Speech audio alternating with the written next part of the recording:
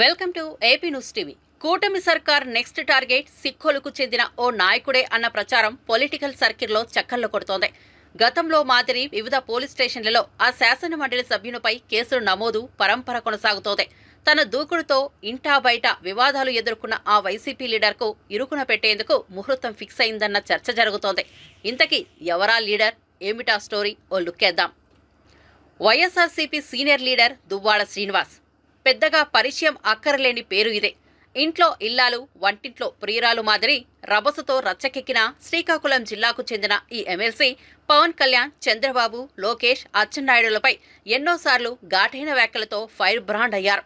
ఇది కాస్త పక్కన పెడితే అధికారంలో ఉన్నప్పుడే కాదు, ప్రతిపక్షంలో ఉన్న దూకుడు తగ్గించలేదు ఈ పెద్ద మనిషి.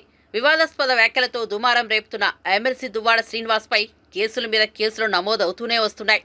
ఇప్పటికే శ్రీకాకుళం జిల్లాతో పాటు గుంటూరు నగరం, పాలెం, కొవ్వూరు, అమలాపురం, అవనిగడ్డ, తిరువూరు, పెడన, పామర్రు, మచిలీపట్నం, గుడివాడ పోలీస్ స్టేషన్లలో ఎమ్మెల్సీ దువ్వాడ శ్రీనివాస్పై కేసులు నమోదయ్యాయి. దీంతో పోసాని కృష్ణమురళి తర్వాత ఎమ్మెల్సీ దువ్వాడ వంతు వచ్చిందన్న ప్రచారం జోరుగా సాగుతోంది. ముఖ్యంగా డిప్యూటీ సీఎం పవన్ కళ్యాణ్పై వివాదాస్పద వ్యాఖ్యలు, నిరాధార ఆరోపణలు చేసిన శాసనమండలి సభ్యుడు దువ్వాడ శ్రీనివాస్ను త్వరలోనే అరెస్టు చేస్తారన్న ప్రచారం సైతం లేకపోలేదు. దివ్వెల మాధురి ఎంట్రీతో భార్య దువ్వాడవాణి 2 ఏళ్లుగా దూరంగా ఉంటున్నారు. దీనికి తోడుగా దివ్వెల మాధురిని పెళ్లి చేసుకుంటానని తేల్చి చెప్పడంతో పాటు దువ్వాడ, దివ్వెల కలిసి సోషల్ మీడియాలో రచ్చరచ్చ చేస్తున్నారు.